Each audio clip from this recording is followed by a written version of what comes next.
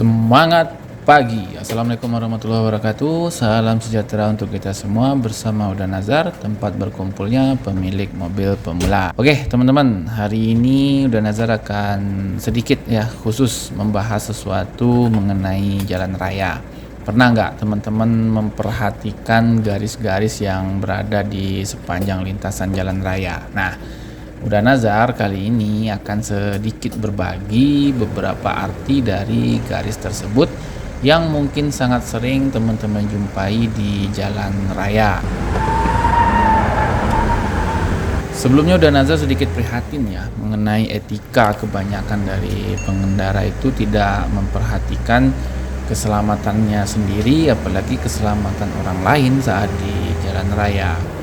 Ada orang yang parkir sembarangan, ketika ditegur malah ludah-ludah gitu kan. Ada orang yang mau belok kanan atau belok kiri tanpa menghidupkan lampu sen, atau mau belok kiri tapi lampu sennya kanan, mau belok kanan lampu sennya kiri. Ada lagi orang yang sembarangan ketika mendahului kendaraan lain yang ada di depannya. Uda Nazar sedikit nggak ngerti itu. Entah orangnya nggak paham atau nggak tahu, atau memang etika dan attitude berkendara itu memang nggak ada sama sekali gitu kan, atau mereka ini merasa hebat gitu, udah punya mobil bagus misalnya, atau merasa dialah yang paling benar, atau bahkan merasa sangat egois gitu. Jadi memakai jalan raya tuh dia anggap punya dia sendiri, yang lain ngontrak. Atau yang terakhir mungkin SIM-nya itu baik SIM A, SIM C atau SIM lainnya tuh, SIM-nya tuh muncul di secara goib gitu. Istilahnya SIM tem itulah, SIM tem nah gitulah kira-kira ya. Jadi SIM-nya tuh tanpa tes, tanpa apa, muncul aja dia secara goib gitu kan. Nah, jadi Uda Nazar tuh berpesan khususnya bagi teman-teman yang mungkin baru memiliki kendaraan, atau bagi pengendara mungkin yang sudah lama, agar tidak melakukan hal tersebut ya. Karena kita sebagai pengendara ini harus mempunyai etika dalam berkendara dan harus mengetahui setiap rambu-rambu lalu lintas ataupun garis-garis yang terdapat di jalan raya. Kenapa? Agar kita nanti selamat dan orang lain juga selamat di jalan raya. Ada beberapa garis-garis yang mungkin teman-teman sering jumpai di jalan raya, itu yang akan sedikit Uda Nazar bahas pada kesempatan kali ini. Yang pertama itu garis utuh tunggal. Nah, kalau garis utuh tunggal ini itu merupakan larangan bagi kendaraan melintas di garis tersebut ya teman-teman ya. Ingat tuh, ada garis harus tunggul pula. Garisnya utuh tunggal di tengah-tengah jalan. Nah, itu teman-teman dilarang untuk melewati garis tersebut. Kan kadang ada nih, udah jelas garisnya tuh putih, putus-putus, terus jalan lagi rame misalnya, atau jalan sempit, atau mungkin di jembatan, kan garisnya juga di tengah-tengah itu garisnya tunggal, lurus, warna putih. Nah, itu nyelonong aja itu. Mau aja tuh balap atau nikung, apa kata Valentino Rossi ya, nikung gitu. Nah, itu nggak boleh teman-teman ya.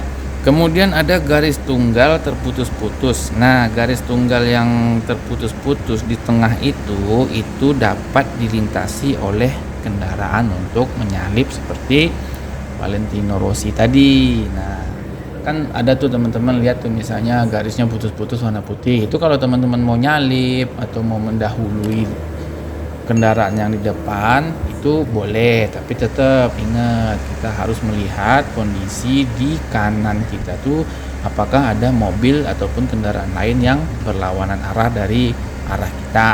Kemudian yang ketiga itu ada garis ganda putih utuh dan terputus-putus. Nah, seperti inilah contohnya nih. Jadi misalnya teman-teman berkendara, di sebelah kanan teman-teman itu garisnya tuh garisnya tuh putih lurus. Nah, itu teman-teman tidak boleh melewati garis tersebut. Sedangkan kendaraan dari arah berlawanan itu dia boleh menyalip atau melintasi garis tersebut. Istilahnya tuh dia bisa nikung nikung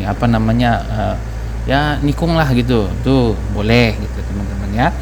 Nah, begitu juga sebaliknya, kalau posisi garis putus-putusnya itu berada di jalur teman-teman, itu teman-teman bisa melewati garis tersebut. Kemudian ada lagi yang keempat itu garis ganda utuh putih. Nah, itu teman-teman mungkin pernah lihat juga, itu posisinya di tengah jalan. Garisnya itu dua ya, double, ganda gitu, tapi nggak putus. Jadi terus putih utuh gitu. Nah, itu teman-teman dilarang melintasinya ya, sangat-sangat dilarang untuk melintasinya itu, walaupun hanya sekedar belok ataupun ya pokoknya sama sekali nggak boleh melewati itu. Nah, bedanya apa? Bedanya dari yang di pertama tadi kan udah Nazar sudah menyebutkan yang satu garis yang tidak putus. Nah, sedangkan ini ada garis dua tapi dia juga tidak putus. Nah, bedanya itu apa?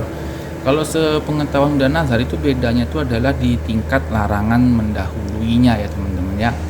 Kalau satu garis putih tanpa putus yang di tengah-tengah jalan itu katanya diperbolehkan melintasi dengan hati-hati, namun tetap memperhatikan kondisi di jalan tersebut. Misalnya gini, jalan lurus dengan ruang pandang luas dan lalu lintas tidak padat. Nah, mungkin teman-teman ingin mendahului, katanya masih boleh gitu. Sedangkan kalau jumlah garis putihnya itu tidak putus dan jumlahnya itu dua, itu artinya itu sangat-sangat dilarang dilarang keras ya. Itu mutlak gitu. Mutlak dilarang itu.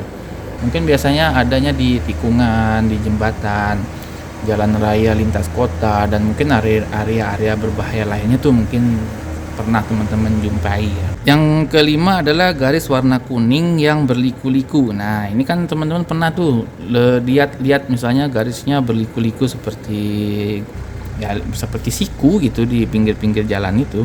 Nah, itu artinya tuh teman-teman tuh dilarang untuk parkir di daerah tersebut ya. Jangan nanti misalnya ada garis seperti itu, teman-teman enak aja parkir di daerah garis tersebut. Nah, itu kalau misalnya ketahuan oleh lalu lintas, polisi polantas, itu teman-teman bisa kena prit gitu, bisa jadi kena denda atau segala macam ya teman-teman ya. Harus diperhatikan tuh. Kemudian yang keenam, nah mungkin teman-teman pernah menjumpainya itu garis kuning sepanjang jalan ya, misalnya di pinggir jalan biasanya itu. Nah, garis kuning sepanjang jalan ini merupakan tanda atau isyarat kalau pengendara tidak boleh berhenti sepanjang jalan tersebut. Nah, sepanjang jalan garis tersebut ya, biasanya dia lebih panjang itu. Bedanya dari garis warna kuning yang berliku-liku tadi itu, biasanya yang berliku-liku itu sedikit aja. Demikian sedikit sharing ya dari Udah Nazar kali ini mengenai garis pada jalan raya yang Udah Nazar peroleh dari petunjuk keselamatan berlalu lintas untuk pengemudi yang diterbitkan oleh Korlantas Republik Indonesia. Jika ada garis-garis yang belum Udah Nazar sebutkan dan sering teman-teman jumpai di jalan, silahkan tambahkan pada kolom komentar untuk pengetahuan kita bersama. Pesan Udah Nazar selalu menjaga keselamatan diri sendiri dan orang lain di jalan raya. Semoga bermanfaat. Terima kasih sudah menonton. Assalamualaikum warahmatullahi wabarakatuh. Salam sejahtera, semangat pagi.